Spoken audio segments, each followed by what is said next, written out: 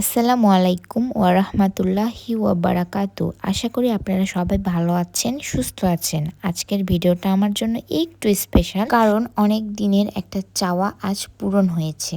আজকে আমরা সরিষা খেতে যাওয়ার উদ্দেশ্যে বের হয়েছি, আমি আর আরেকটা ঋতু।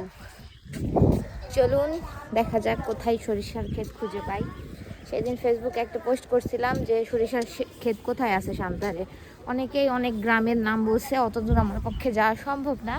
লাস্টে বাড়ির কাছেই সাইলো, এখানে যাওয়ার ইচ্ছাটা হলো। অনেকে সাইলোর কথা বললো, তো দেখি সাইলোতে আছে কিনা।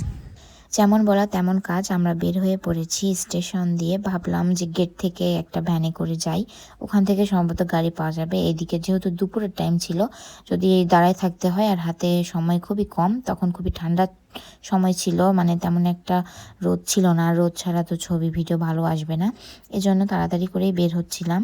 তারপর একটা ভ্যান নিয়ে চলে গেলাম সাইলো তারাপুর রোডের ওখানে গিয়ে দেখলাম একদম সরিষা খেতে ভরা। চলে এসেছি আমাদের কাঙ্ক্ষিত সেই জায়গাতে। কেমন লাগছে? অনেক মজা। হ্যাঁ, এখন আমরা একটু রেডি। আপনাদের সাথে ভিডিও করতে যা আমার পড়ে যাচ্ছিলাম, এখন আমরা রেডি হই, এই বস্তা টস্তা সব খুলবো। আমার ভিডিওগুলোকে একটু ক্ষমা সুন্দর দৃষ্টিতে দেখবেন। আমি খুবই ন্যাচারালভাবে চলাফেরা করতে ভালোবাসি, ঠিক তেমনভাবে ন্যাচারালভাবে কথা বলতে চাই। আমার কথাতে কোনো মানে একদম ড্রামা বা রিয়েলিস্টিক ভাব থাকবে না, এমন কোনো কিছু আমার পছন্দ না। আমি যেমন আমি সেভাবে আপনার সাথে শেয়ার করি। এই লোকেশনে এসেছি, অনেকে আবার জিজ্ঞাসা করতে পারেন, এই যে সাইলো এর পিছনে। এটা কি পেছনে বলে সাইলোর? তারাপুর রোড, এই তো। আর এইবারে সরিষা ক্ষেতের মানে এই ভিডিওটা খুবই ট্রেন্ডিং, মানে এভাবে রাখার পরে এটা আবার উঠায় নেওয়া হয়। আমি একদম মানে ফার্স্ট থেকে লাস্ট অবধি ভিডিওটা শেয়ার করলাম। আর রিয়েল ভয়েসে যদি শুনতে চান অবশ্যই জানাবেন, আমি রিয়েলটাও ছেড়ে দিব। আর এই তো এখানে একটা ট্রেন্ডিং, মানে সর্বকাল ট্রেন্ডিং যেই পোস্টটা, মানে দৌড় মেরে যাওয়া, এটা করতেছিলাম। আর ওকে বলছিলাম যে আমিও যাবো, তুমি আমার পিছিয়ে পিছিয়ে যাবে। ওই ভুলে সেটা করতে ভুলে গেছিলো আমার ওই পিচ্চি ক্যামেরাম্যানটা, আমার নামেরই নাম। পিচ্চি তো না, বড় হয়ে গেছে, সব পিচ্চিরা এখন বড় হয়ে গেছে আর কি, আমার ছোট বোনের মতো। অনেকে ওর কথা বলেন যে আমরা নিজের বোন কিনা। সব সময় কি নিজের সম্পর্ক বা নিজের রক্তের সম্পর্ক বলতে কি নিজের বোঝায়? না, তেমন না। ওই আমার হচ্ছে পাড়া প্রতিবেশী হলেও ওই আমার অনেক ভালো ক্লোজ, মানে ছোট থেকে আমার সাথে থাকে, অনেক ভালো ফ্রেন্ডের মতো বন্ডিং। বাট আমাকে ছোট বোনের মতো অনেক স্নেহ করি, ভালোবাসি। হাই, আসসালামু আলাইকুম। আজকে চলে এসেছি ভাইরাল সরিষার খেতে। প্রত্যেক বছরই তো একদম সরিষার সময় সরিষার খেতে আসার একটা ধুম চলে আসে।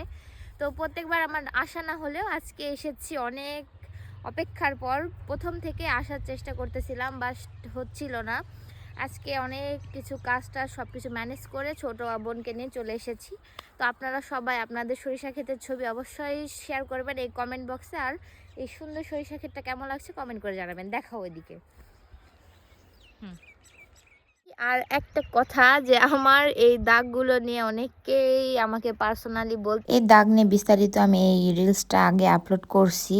এই ঘুরতে যাওয়ার পর কিছুদিন পর থেকে আমি ট্রিটমেন্ট নেওয়া শুরু করছি। তো যে ট্রিটমেন্ট নিচ্ছি এটা খুবই ধীরে ধীরে কাজ করবে, মানে একদম ফাস্ট যে চামড়া একদম উঠায় আপনার দাগ রিমুভ করে দিবে এমন কোনো মানে ক্ষতিকারক প্রোডাক্ট আমি ইউজ করব না। আমি ন্যাচারালভাবে, মানে ভালো যেগুলা ব্র্যান্ডের বিএসটিআই অনুমোদিত এমন প্রোডাক্ট দিয়েই আমার রিমুভ করার চেষ্টা করতেছি দাগগুলো।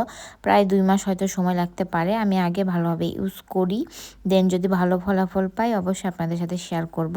আর অনেকে আমার ওই পোস্টটা দেখে আমাকে ইনবক্সে এটা ওটা মাখার সাজেশন দিয়েছেন, তাদের জন্য অনেক ধন্যবাদ। আপনাদের এত মানে আগ্রহ দেখে আমাকে হেল্প করার জন্য।